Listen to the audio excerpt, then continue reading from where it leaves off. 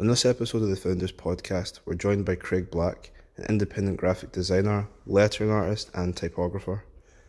One thing that's impossible to ignore is Craig's energy and passion for the work that he does, and it's hard not to be inspired just listening to him. It was a really positive show, fascinating to hear his journey so far and his plans for the future. Make sure you follow Craig on social media to find out more about the projects and events discussed in the show. We hope you enjoy this episode.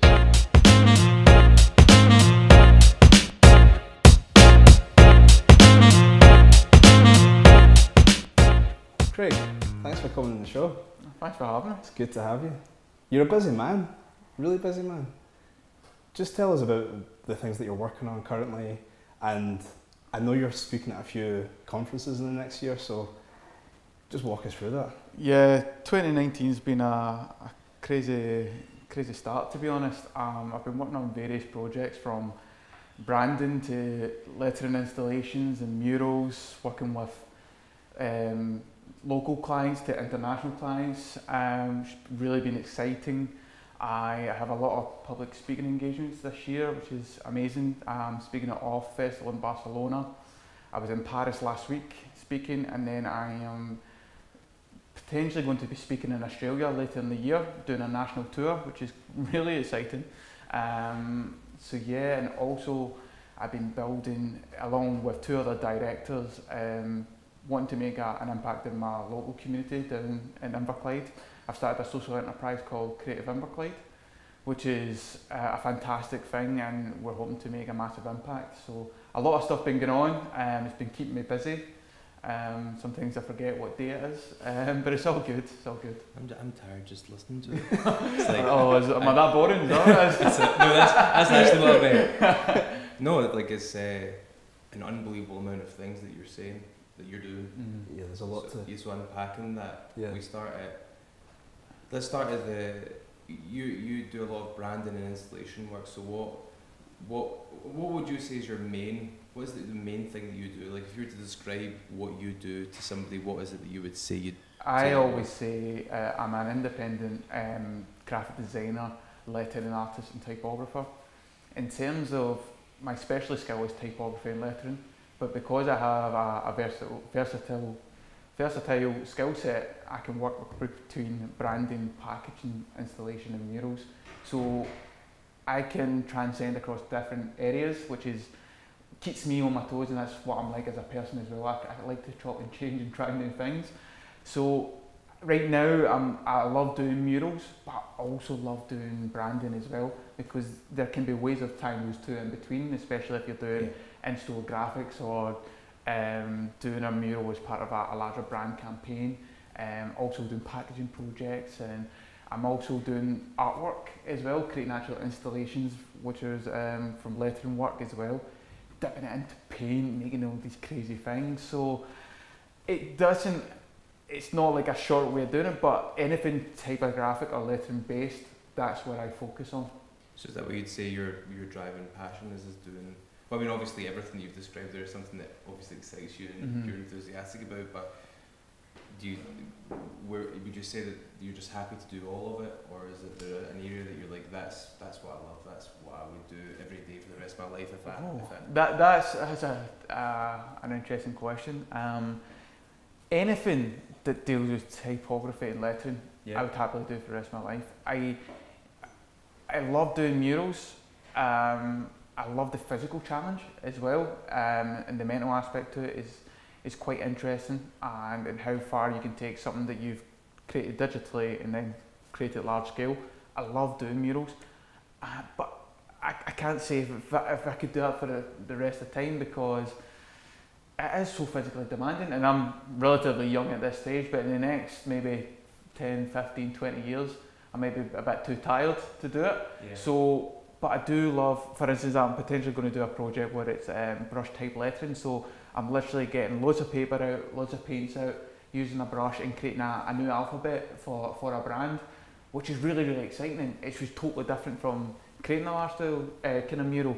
So, and then the other side of that is doing branding work, which could be totally different entirely from a mural. So I'm sorry, I can't actually give you a specific thing, but right now, No, would no. say would be murals and installations. I would say. We've probably. seen some of your mural work, and it's magnificent. I think the thing for me, every single time I look at it, it's understanding how it was that you got that onto such a large scale format, and then for it to look as good as it does. Because I imagine that getting scale and shape must be quite difficult on such a large format.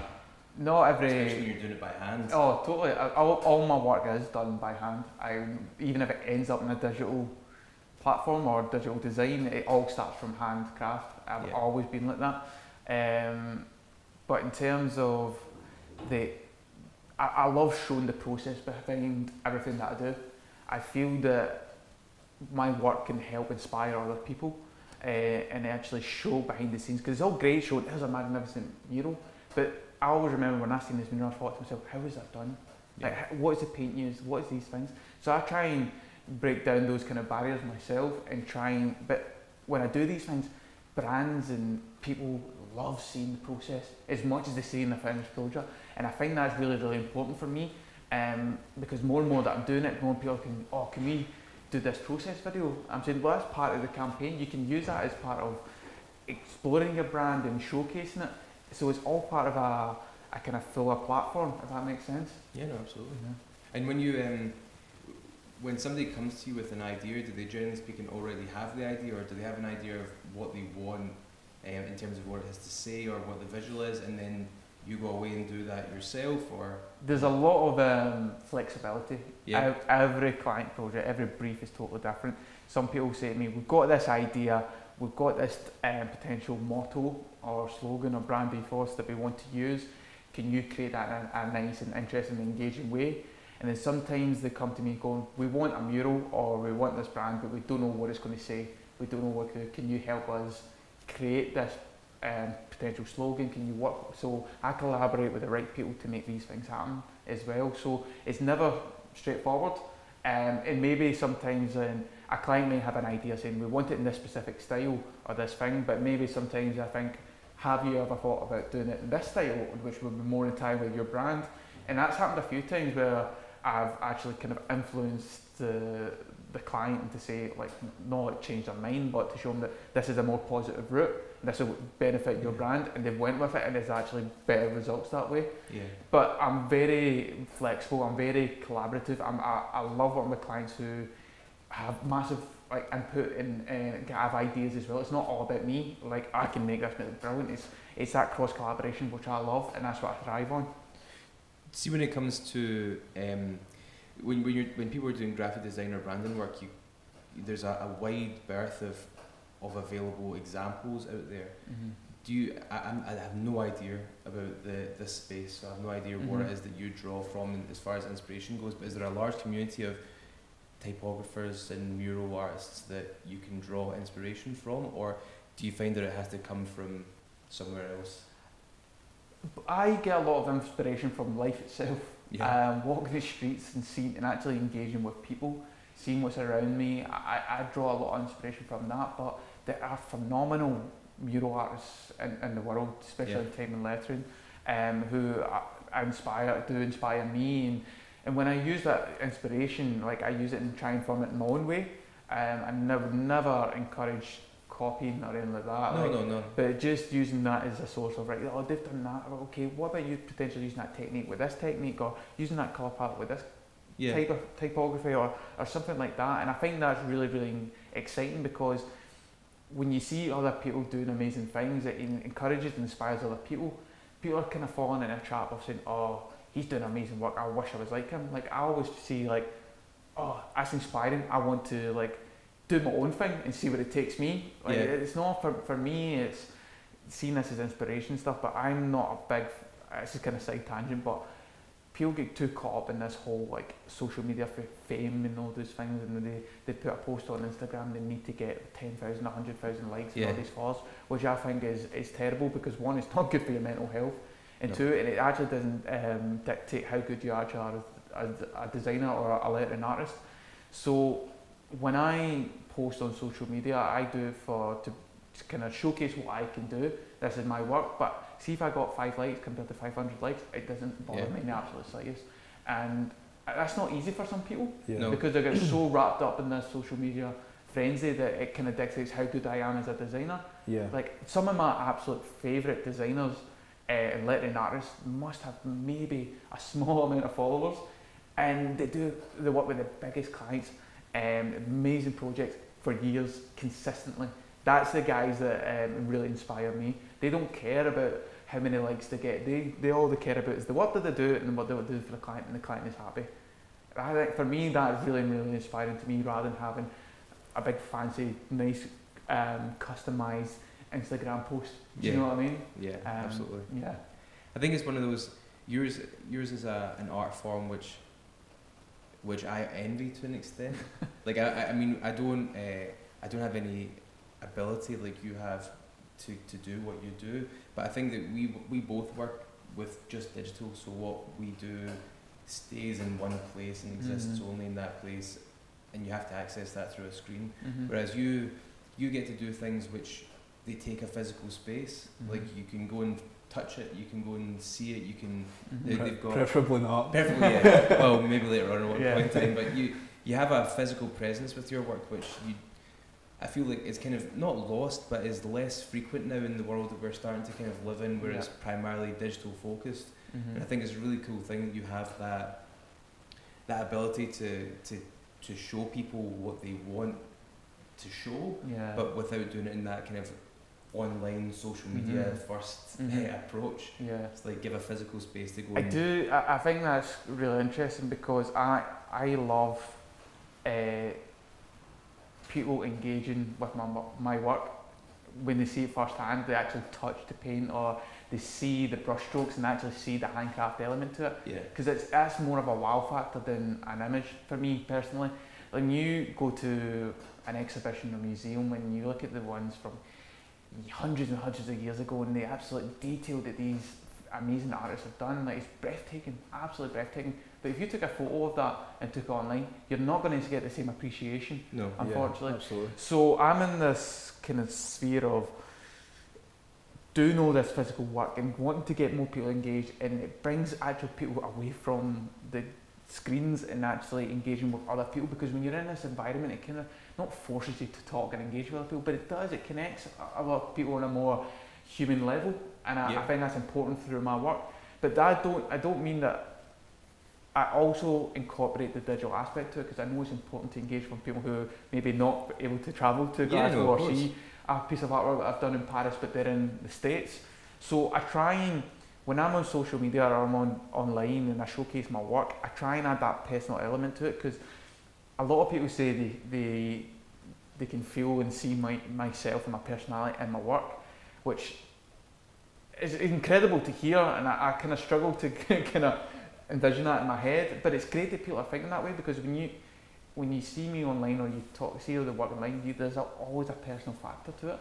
Even if it is an image or even as a video, when you see the video, they see a personal side to it, and I think it's important because people believe in people first, or buy into people first, and that's the key, do you know what I mean, to any kind of business or success, if you want to call it that. But just in the human level, is people buying into people. You could make the most amazing work, and if you're a dickhead, then you're not going to appreciate that work, really.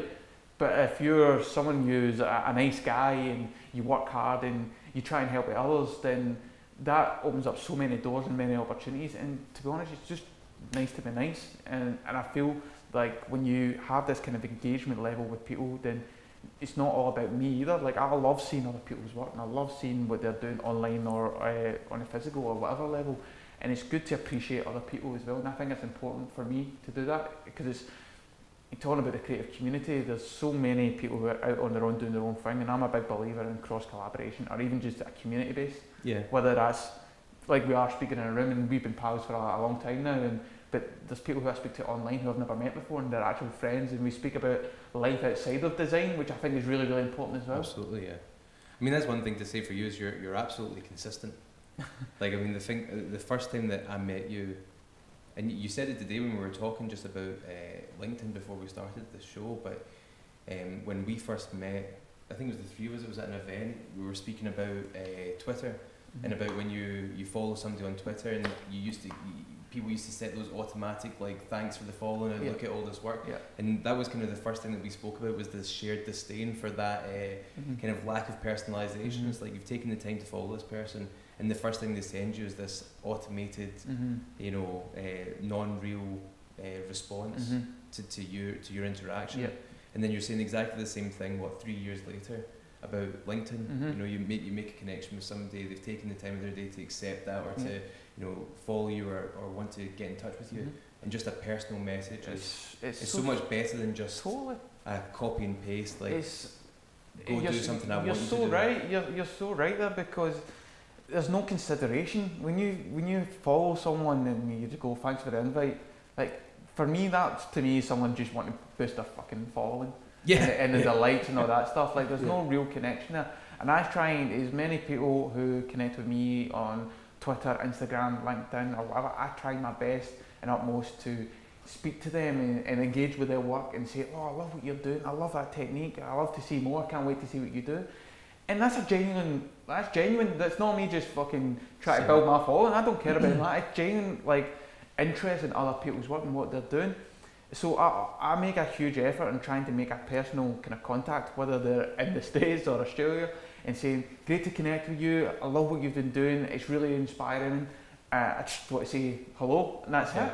And then the amount of times that people have actually come back to me saying, I absolutely love this message, it's genuine, and I don't get that very often. You don't? And for me, the way I've been brought up, and I find that mind-blowing. Like, I've always been the guy who would go and say hello to a bloody stranger and welcome them. And I'm a welcoming person, and when I don't hear, when people don't connect in that way, I just go, why not? Why not say hello to someone? That's probably just the way I am. No, you're right. It's a wee bit, I find it quite sad, because there's these people that you followed your whole life, your whole career, that you maybe, you've been drawn inspiration from, you've been fascinated by the work that they've done throughout their careers, and then you reach out and you're not looking for anything. It's not like I want a job or I want work. You're just reaching out to say hi, I think you're great, and then to get nothing back. It's hurtful, and having experienced that myself, and I don't want anybody, I'm not saying that anybody draws inspiration from what I do, but if somebody got in touch with me because for whatever reason, I think giving them at least the minimum of 5 minutes to say, good to meet you. I totally agree with that, and I think it's very important, because it's happened to me countless times. Countless times, and I understand that people who are, or if you define whatever success is very busy and doing large work, and time is limited, of course, but you can see that if these people are tweeting away or Instagramming this or that, then clearly they could got a minute to 2 minutes to say thanks for reaching out. I really appreciate it. And I'm a very fortunate position that I get people who email me and my work inspires them, and that's fantastic, and I really appreciate it. But I always take the time and effort to get back to them. And maybe it does take me 2 or 3 days, or it takes me a week, and I'll try my best. I'll even show them a send message, bear with me. I'm like working on like so many stuff right now, and I want to give you a proper response, and I think they deserve that.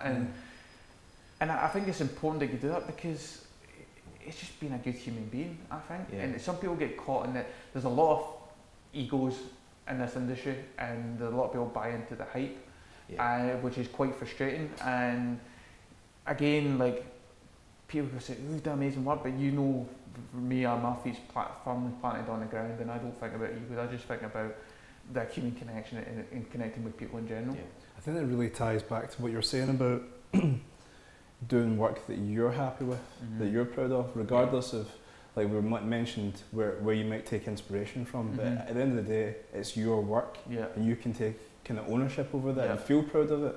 I think that's what you want, and people, I think, can get that sense from the work that you do, because you were saying, you know, people can see your personality, and now that I hear that, I can absolutely see that this is absolutely something that Craig's done. You know, this isn't fabricated from something he's seen elsewhere. This is his interpretation of that. I think that's just spot on. It's been something that I've been working on for a while, because I want to do work that I am proud of, and I don't want to do stuff that doesn't excite me, or it doesn't going to benefit me in any way in terms of every piece of work that I do, I want to be able to showcase my portfolio. That's the way I treat it. And if I get a lot of inquiries that I'm more than happy to pass on to people who are more specialist than me or more the more fitting for their job, whether it's a big large random project and I just don't have time or whatever. So I'm a big fan of passing these projects on to the right people who I think be more beneficial for them. So every piece of work that I do is very considered. Every brief that comes in the door, I think, well, is this for me? Is this the right client? Is this the right time? Do you know what I mean? I try and be honest as possible, because at the end of the day, it's only me, and I've got to deal with project management, accounts, dealing with the clients, dealing with the design, all this. There's just so much to it. So you could say, am I being selective of projects? Not 100% yeah, but I'm kind of getting to a point where I want to do work that I think's impactful or meaningful. I mean, I completely see where you're coming from. It's not. I see what you're meaning about selective, and maybe you're not being like selective as in I'm not interested in this, but more the way I've always, not always. That's absolute horseshit. I've never always. There was a period where when we first started out, where it was like just trying to do as much work as we possibly could, and it was just scrambling about trying to establish yourself in a busy place, a busy industry. But the way that I'm looking at it now, more recently, is if we were as an organisation or individually extremely successful, and we had an agency that people looked upon with great envy, and we released a book of all of our work, I'd like all of the work that we did to be good. Even if I didn't like the company or I didn't like the people that I worked with, the work at least is of a quality that I'm happy with, and that I could go, yeah, no, that's good. I wouldn't want to look back and then say, oh, okay, so 2019 was a bit of a shit year because the money wasn't there and we were just doing shit work because we just need to get it out the door. That depresses me about, especially in the creative industries, is like that putting the wrong values before the work, and then you get work that's subpar and just kind of undermines not only your own work but everybody else that does what you do to an extent. I feel like you get a strong vibe from people as well sometimes if the project isn't right for you. There's certain parameters. So we've, like Matt said, that was maybe year one, 6 months of when we started our agency, but we quickly realised that you get a good sense of how a project will go in terms of the brief, in terms of the relationship with the person as well. So we tend not to work with someone if we feel that, regardless of the work, if we just can't have a if we can't have an interaction with each other that will be positive, we tend not to do it.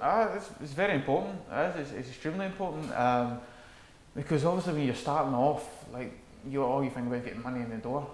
But you don't want to get in a position where you're working on a project and you're actually not making as much money as you want, and you're doing it for the next 6 months, and you're dreading getting up every day to do that work. That's a horrible scenario, and I don't want. For me, to give you a wee bit of an insight, so I went back on my own in April 2018.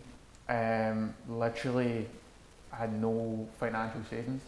It came off the back of working in tandem with an agency, working with them and doing my own work, and it was just too much for me. So I woke up one morning saying, like, I need to go out and be back on my own again and be my own boss and do my own thing. And it was an instant feeling. And I went in that day, spoke to the guys, and they totally understood. Like, I was like, I need to go, I need to do my own thing. But I wasn't financially prepared, because I literally just got a mortgage and bought a new house with my missus. We just got engaged and we've already booked the wedding, so there's a lot of expense going out. I take it she was totally on board with this. She was like, she was. She's the one who pushed me. Oh yeah? She was the one. She's encouraged me. Arsons is behind the scenes, being the rock behind everything, to be honest. She's the one who's been actually pushing me on to become whatever it is I'm becoming, this independent designer specialising in typography and lettering. And she knew from day one. I said, this is going to be challenging. I said, like, this is going to be hard. I said, she's like, I believe in you. You can make this work. If anybody can do this, Craig, it's you. And seeing when someone else tells you that, or someone that you love tells you that took me to a whole new level. So when I went out on my own last year,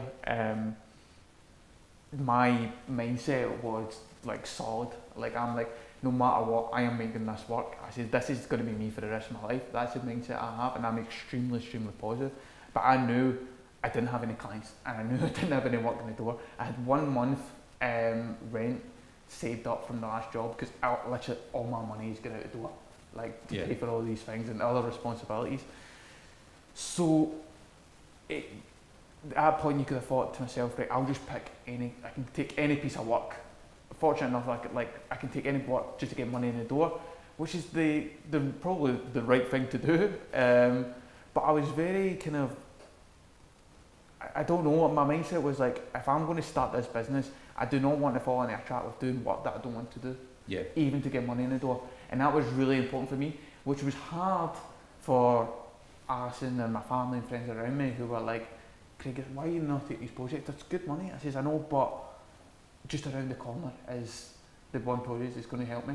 Yeah. And they turned around and said to me, you know what, we trust you, we believe in you, you know what you're doing.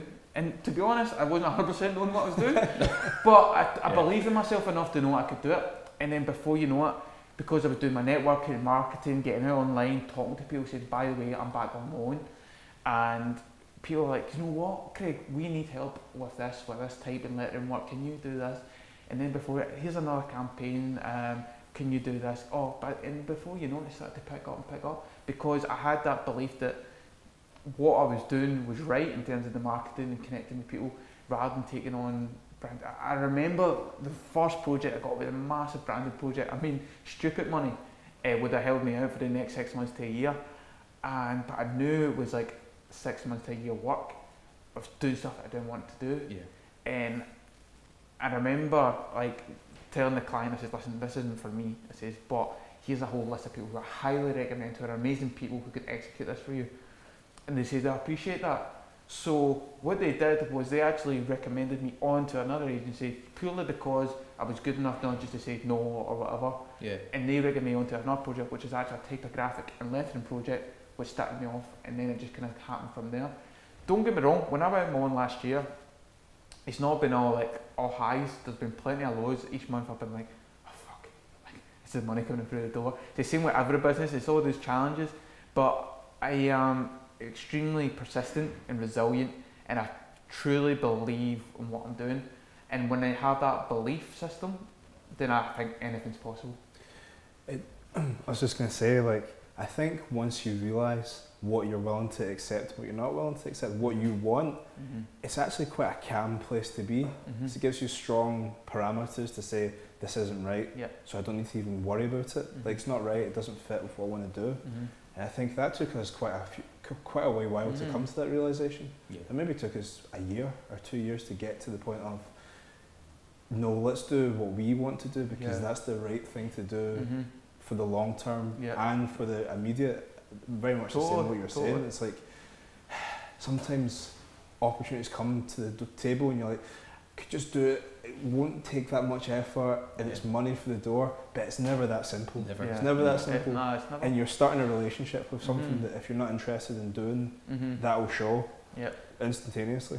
I think there's two things that you were saying that, I mean, the whole ideal behind this podcast or these conversations is to kind of get a little bit more of the background, not just the story, but also the things that people don't talk about so much when it comes to starting out on your own or having a business on your own.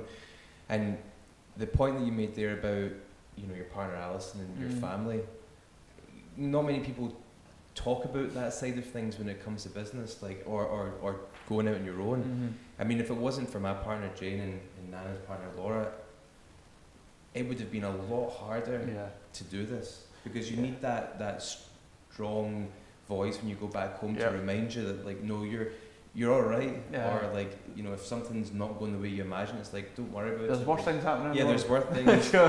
but we can do this. We can do this together. But not just your partner, but your family. Just having that support network. And a lot of people, when they're going into to start out on their own, they focus in too much on that your own bit. You don't need to be an independent silo that doesn't, take strength from your family and your friends and your partner. You can still be reliant on other people and build a business for yourself.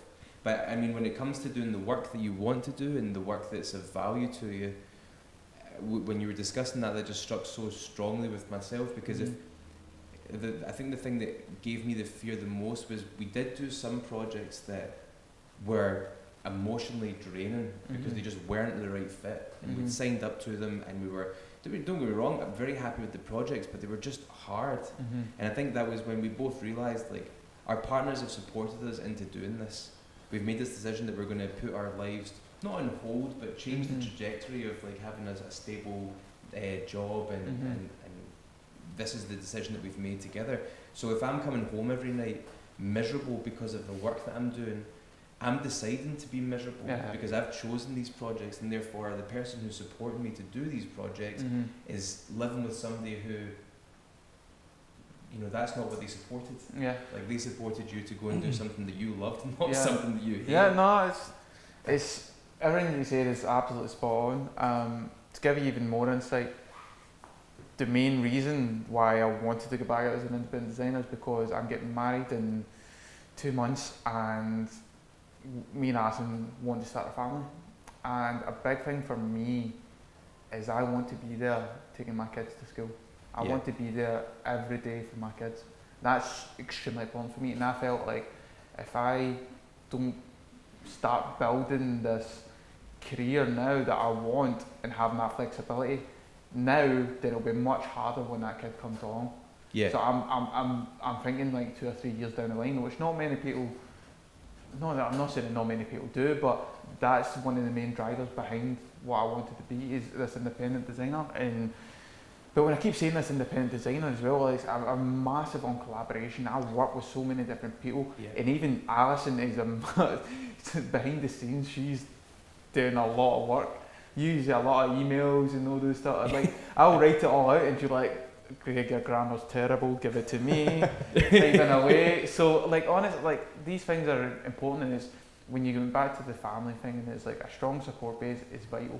I mean, like, I'm very fortunate to have an amazing family behind me, an amazing family and friends who are incredibly supportive. But do you know what? Like, I've got this thing that me and Alison talk about, is like, if we've had a shit day, like, because it's not all days are good. We all have the dips and stuff like that. 100%. But we have this thing that, like, when you come in home, you leave your backpack at the door. So all in that backpack is the stress and the shit day, and you leave it, and then when you come home, it's like a refresh, and it's like you're back to normal, or you're happy, or you're smiling, and you talk about life. You don't talk about work and stuff like that. And that's been a massive in terms of my business and in our relationship, because another little side tangent is I actually work from home, so I work in a studio inside in the house. But Alison comes in at nearly 4:45 every night, and the deal is that when she comes in that door, I finish work, because what happened was I was working my weekends and evenings, like, I need to get this done, I need to send this email. She's like, "Craig, like, it'll always be there the next day, even if you've done as much as you possibly could that night, there's always going to be more." So that was one of the kind of agreements or principles that when I first went back on loan, that we were going to implement this, because it was affecting my health working all the time. So when she said this to me, and I was like, alright, like, this is not going to work. But honestly, like, I started implementing it since day one, and it's been the best thing that's ever happened to me. So even clients who are in the States and stuff, like, listen, don't get wrong, sometimes you need to get up late night to do a Skype call, of course, but most of the time, 9 times out of 10, as soon as she's in the door, that's me done. And that's me shut down the laptop, and then I'll go cook dinner, and we'll spend time together, or do whatever we need to do, and spend time with friends, which is really, really important for me. I think, absolutely. We try to do much of the same, because I think even after a certain point, you're not actually as productive as you'd be. You'd be better taking the time to recharge, and to think. Totally. To think about it. The thing is with me as well is, like, because I do a lot of work by hand, like, the actual physical aspects, the tiles, the mental draining, like, you're concentrating. Whenever I'm doing a lettering piece, it's high levels of concentration, whether it's on a piece of paper or on a mural. There's only so much I can actually physically take before my performance dips. And as much as my head's going, keep going, I can't, and my quality of work will drop for that. So I know I keep saying I know my boundaries, because there's been plenty of times I've pushed past my boundaries to get something done, and I do it, and it kind of drives me on because I love that edge. But there's a lot of times that you need to take care of yourself in that aspect, and making sure that you implement actions in place to stop you from your levels dipping. Yeah, I mean, I think I could talk to you forever about taking care of yourself, because we've both been on that downward spiral where, you know, you're just pushing it too hard, you're burning the candles at both ends, you're not putting any time into your personal relationships, into your social relationships, Your health. It's like, I don't know, I mean, I think there was at one point in time where you and me were living exclusively off of burritos and working 7 days a week, and it was like that's one of those things that you see a lot, particularly on social media, where it's like companies or people make a joke of like, look how hard we're working, and look at the shit that we're eating, because we're not eating healthily and we live on 15 cups of coffee a day. Fucking bullshit. No, it's What's funny is when you see that, you recognise that because you've been there, and you go, well, that can't last forever. No, that's not healthy. You're gonna hurt yourself, and you're gonna hurt your team. It's not good, because it's in a way it's encouraging a pure mental health state. Do you know what I mean? Like you've got to look after. If you're an agency or even an individual, you need to look after yourself. You need to look after your staff. You need to make sure that you're not draining them, because the knock-on effects of that is dramatic. I mean, it's hugely dramatic. And if you're working at a place that's taking up all your time, taking you away from your family and friends, and you're thinking, oh, it's going to better my career. Like, it's not better in your career. Life is more important than your career. Well, that's do you know what I mean? Like, it's so important. And I'm very fortunate enough that my pals, my good pals that I've grown up with, and none of them are in design. None of them. They're all either plumbers or engineers or whatever they do. We just talk nonsense. I mean, you actually do with your pal, and that's been hugely beneficial for me. Hugely beneficial, because reality check. It's a reality check, and it's just spending time with friends.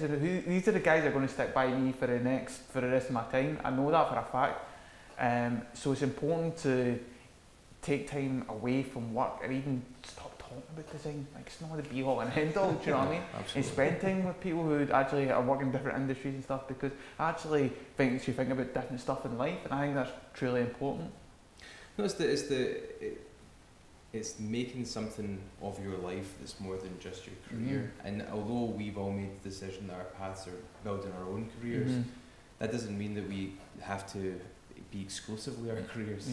And I think that I wouldn't ever want anybody to think that I live or work in a way that's unrealistic to seem impressive, which all too often I see people talking just horse shit about how, and it's not just in our industry, it's every industry, and it's social media in general. It's a one-sided perspective and a false reality to kind of give people the impression that you're infinitely greater than you actually are, and it's just a lie, and it really bothers me, because what we do, having a business, building a client base, and building a community of people that you work with, I think is one of the most amazing things that I've ever decided to do. And I think it's everyone I talk to, that we talk to, that does it, it's one of the most interesting things that you can do with your life. But it's only interesting if you're enjoying it. And you're not, going home every night miserable, not making enough money, panicked about things that don't deserve panic, and working infinite number of hours to please clients. At the end of the day, they'd be happy to wait a day or 2 days or a week if you're just like, it's going to take a little bit longer because I want to get this right, and I'm not going to work until 3 AM every night, because that's just ridiculous. Yeah, so true. Everyone's totally correct what you're saying, to be honest. So going back to, because obviously we were talking about your focuses and what it is that you do, and then how you kind of got there. But now you're doing work in your own community, which I think is something that you rarely hear about. You hear about things similar, but you really hear somebody who's, in your instance, who's so driven to push forward where they came from, and kind of bring what they do into that world. So tell me a little bit about that. Thanks for saying that, for starters, because I am hugely passionate about from where I am. So I'm based in Inverclyde, and my home's in Gourock, which is within Inverclyde. And when I went back out mowing, you could say last year, like I had potential offers to travel the world and work in some amazing cities and all those stuff, and work with amazing clients and agencies, but I wanted to go home. I wanted to put the flag down and say, this is where I stay, this is where I'm from, and this is where I can produce world-class work for world-class clients from my hometown. And that was extremely important for me to talk about, because especially if we want to talk about Scotland as a whole, 69% of the Scottish population is based in towns. Yeah. Not in Glasgow, not in Edinburgh, not in Aberdeen, not in major cities. 69%, okay, which is a huge number. So, and when I went back home, what happened to find is there's so many amazing creative people in this area. Yeah. Right? So many, but they are either kind of not showcasing what they do, or they don't have like a presence or something, or they don't connect with other people. They were like maybe like a part-time mum doing photography on the side. So I was away in Australia last year. I was speaking at the design conference in Brisbane. It was fantastic, but the major takeaway from that was the feeling I got, and it was an amazing community, amazing creative community. But what that community was doing for the wider aspect in Brisbane was totally phenomenal. Like, and I remember coming back absolutely buzzing, going, I want to bring this back home. I want to bring this feeling in this community back home, because there's not enough. There's a great creative community here in Glasgow and in Edinburgh, but what about the towns? What about where I stay? There's nothing like that. But like I said, I did know there was creatives in the area. So I remember coming back, and one of my clients was Riverside Inverclyde, where I met Andrew. Well, I've known Andrew Bowen for a lot of years, and I was like, listen, Andy, I said, I've got this idea, and I want to bring something back to the community. I want to make an impact here. I said, as much as I'm working with these international clients or big clients or whatever they are, I said, it's important for me to work with the local community, because this is where I'm from, like, this is where I grew up, and this is what made me who I am. And he's like, great. He says, I love everything you're saying. I love the passion behind it. He says, like, let's put on an event. Why don't you do a talk? And I says, you know what? Rather than me do a talk, why don't we get other creatives in the area who are doing their own thing, who are working with local clients to global clients or whatever, who in showcase and give them a platform to share their story. Yeah. And he's like, brilliant, let's do it. So I'm very much like an action guy. Like, as soon as I get an idea, I'll go do it. And then whatever the repercussions will be, we'll see what happens. So I ended up putting this event on when I was supported by RI and Andrew, which was amazing. We put on these 2 events, and it was essentially an evening of talks and from inspiring people from the area and who have done. I didn't even realise the amazing work they were doing. Yeah. I knew they were doing something, but actually seeing it and finding out the person was so inspiring. But what happened was the people who were coming to these events realised that this was something special. There was something brewing, there was something bringing these people together, and they wanted to be a part of it. So I remember after the second event, people were like, we want to be a part of this thing, which I was calling Creative Inverclyde. But I didn't really know what it was. Yeah. My heart was telling me there's something here. My stomach was going, Craig, there is something here. You need to do something with these people. So I remember Andrew emailed me, and the day after, or no, it was that night after the event, he phoned me and says, we need to set up a meeting and talk about how we make whatever this thing you're making, this creative community or whatever it is, actually feasible and actually something tangible. Yeah. I was like, cool. And I was just like, what is it I'm building? And then I came away and I started to think about what the places across the world. There's Creative Edinburgh, there's Creative Dundee, who are doing amazing creative initiatives for the community and the projects that they're doing, and they're bringing people together, which I think is absolutely fantastic, and we need more of it. So I'm like, why can't Inverclyde do that? Why can't we do that? So in the past 3 or 4 months, people are starting to take notice of what Creative Inverclyde is, and what that is actually a social enterprise. So a woman called Louise Hunter, who's a fantastic human being, has moved back home to Guruk after spending 30 years in London. She started an international events managing company, and she's now moved back to Guruk. Her clients are like the New York Times, and she does all these amazing work across the world, putting on events across to India, to the US or whatever. And she reached out to me saying, what you're building, whatever this thing is, I want to help. I I want to collaborate.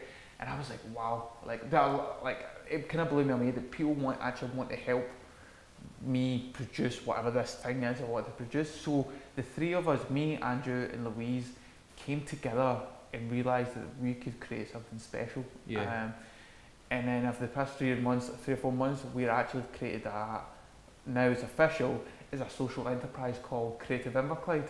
So that little backstory gives you this whole point, it's a social enterprise called Creative Inverclyde. And the whole point of it is to create like a social change within the area, to create awareness of how you can actually have a career in the creative industries as well, working on creative projects to actually benefit the area that we live in. It could potentially generate business for the better of the economy of Inverclyde, and there's various multiple assets and things to it as well.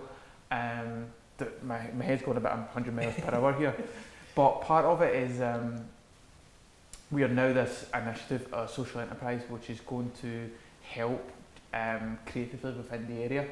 So on the 7th of March, we are hosting a new event called Assembly.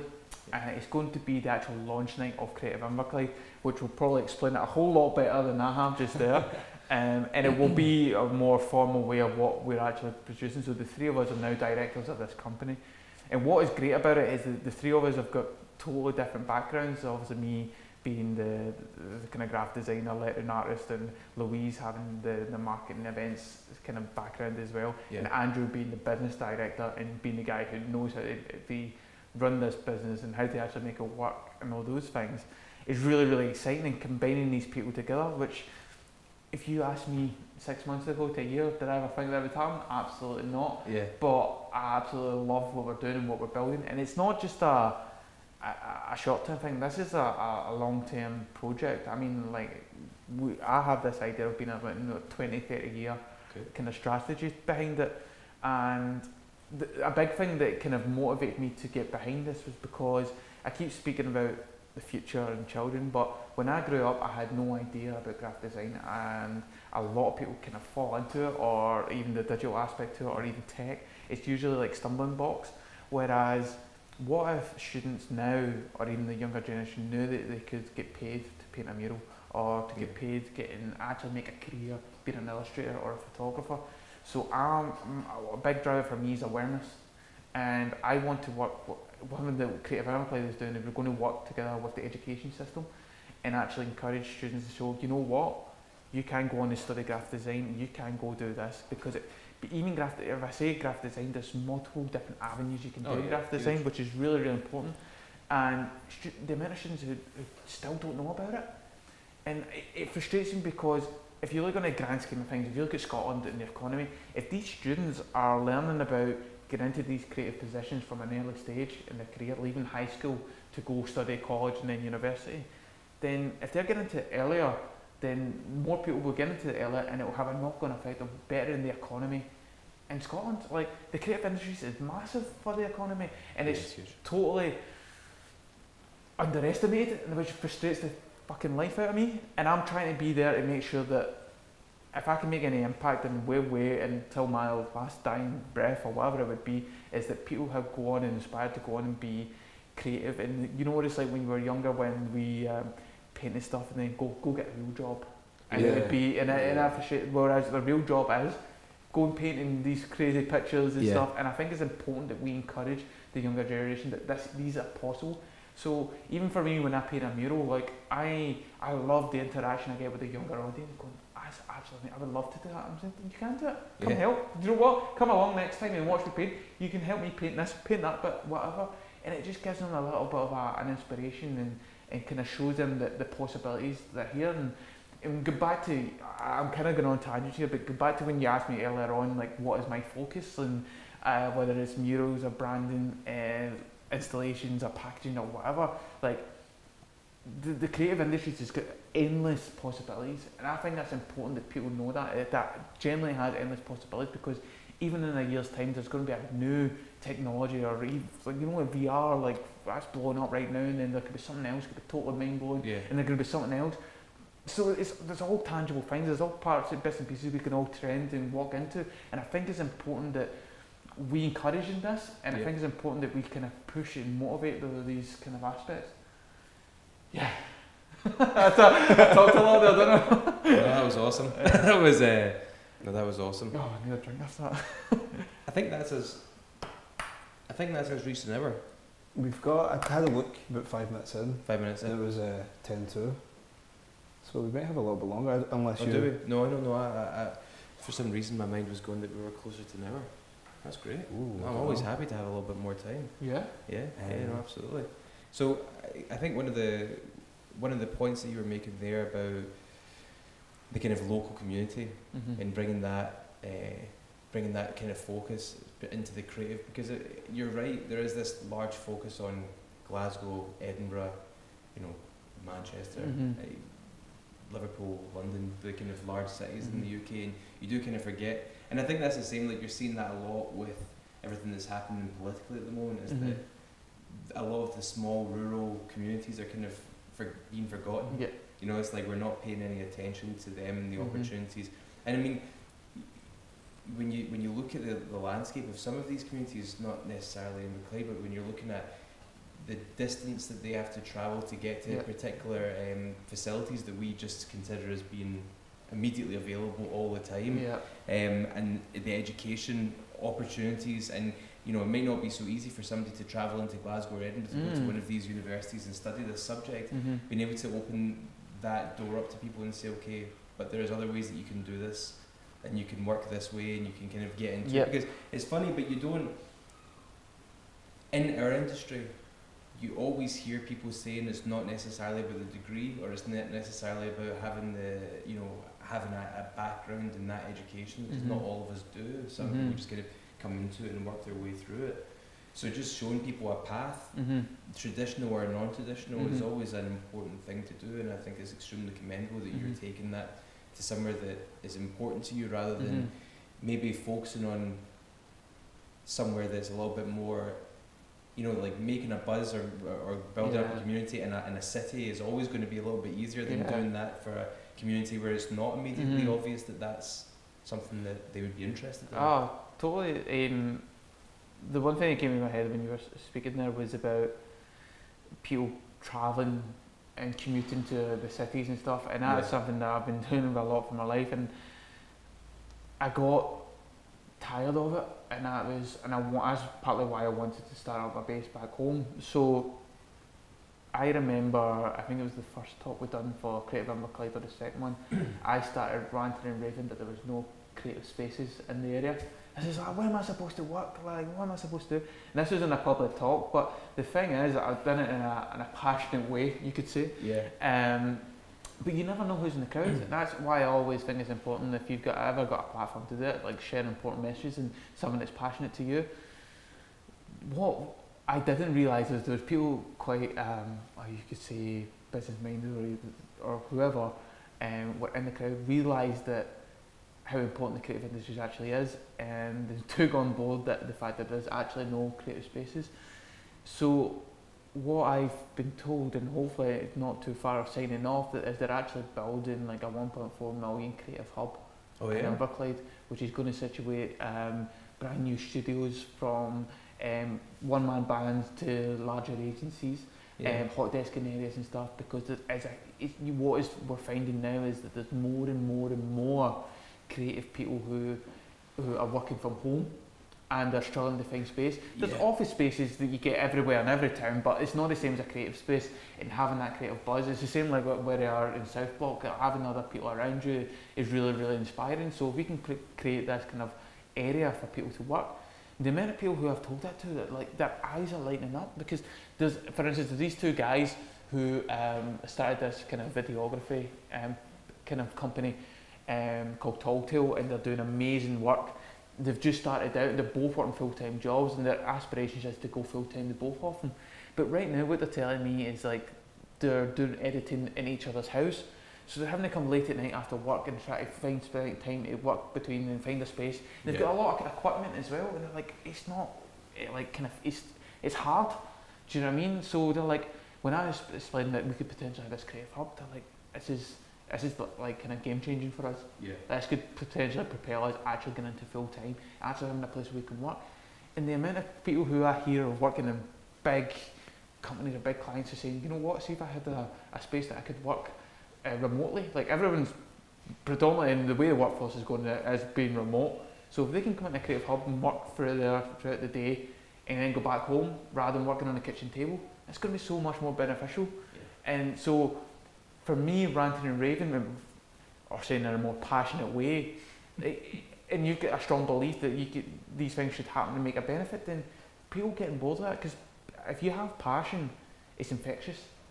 And if you believe in something you truly think could benefit, not like, obviously I would get a studio out of it, which is amazing, but the fact that it can benefit so many other people is much more important to me as well. Do you know what I mean? Like, what I'm trying to do with my career and what I'm trying to do with Creative Inverclyde is much greater than myself. Like, I'm thinking my future family, I'm thinking about my kids' family, I'm thinking about people's family that I don't even know, I'm thinking about the people who are around. And I think it's important that I say that, because I don't want to come across as like, this is me, it's not about the me show, it's not about that, it's about that impact I can leave when I leave this earth. And if people can go on to do amazing creative stuff because of Craig opening a door for someone 40 years ago, then I don't think there's anything greater than that, and I think it's important. I'm actually getting emotional thinking about it.